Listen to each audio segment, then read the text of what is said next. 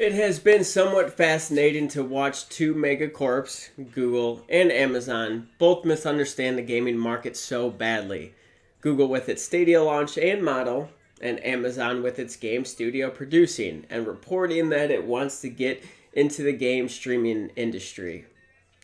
Good luck with that.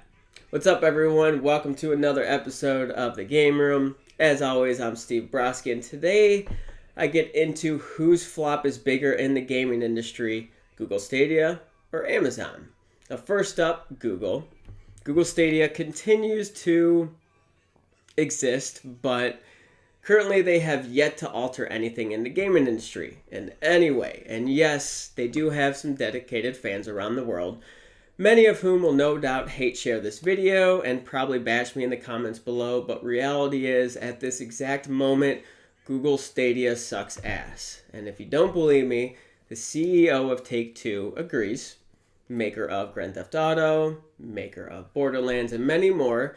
He went on to spoke about Google Stadia, claiming that 1, the launch was too slow, 2, it had overpromised features, and 3, the market that they are going after doesn't even exist.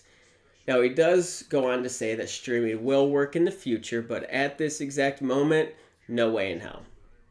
I hate to break it to you, but he is 100% correct. The market that they're going after is someone who really wants a top tier video game, but doesn't have the few $100s to buy a new console. That market doesn't even exist. And at best, people who have Google Stadia right now are the ones who use it to supplement their existing consoles. If you go on vacation, you can't take your console, you got Google Stadia. Now, for the first 6 months, Google didn't even have a free tier program. You have to pay for the service, and you have to pay for a game. And from what I've seen and from what everyone else knows, that doesn't work. You either pay for one or the other. And finally, and I've said this so many times in many different videos, the games out on Google Stadia are horrendous and extremely outdated. Nobody plays Destiny 2 anymore. It's not the game to play.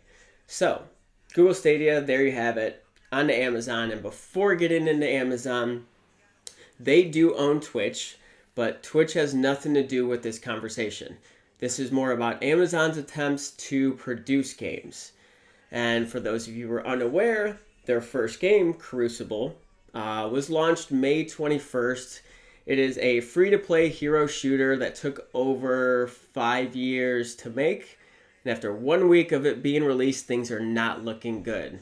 Now, right off the bat, the game had about 25,000 concurrent players, which doesn't seem that bad. I guess it doesn't seem that bad. But the next day, that number dropped below 5,000, and the game fell off the top 100 charts. Now, the game is available on Steam, so you'd think that would be a good thing. On top of that, Amazon was really hoping people would enjoy watching the game. If you can get people to watch the game and enjoy watching the game, you can get more players, and that leads to better success. That's not the case because Crucible has less than 1,000 people watching it right now. Actually, I think today it's probably got a little bit less than 600. So simply put, if no one's playing your game, if no one's watching your game, no one is there to buy those virtual items, which is a major issue if your business model is predicting that it has a huge user base. Now, they do have a new game coming out called New Worlds later this year. Hopefully they can figure this shit out before releasing it, because like Google, Amazon will be in the topic of the biggest flop of 2020 in the gaming industry. But I want to know what you think. Is Google Stadia a bigger flop than Amazon's attempt to get into the game producing market? Let me know below. Other than that, please subscribe to the channel for more content. Until next time, everyone.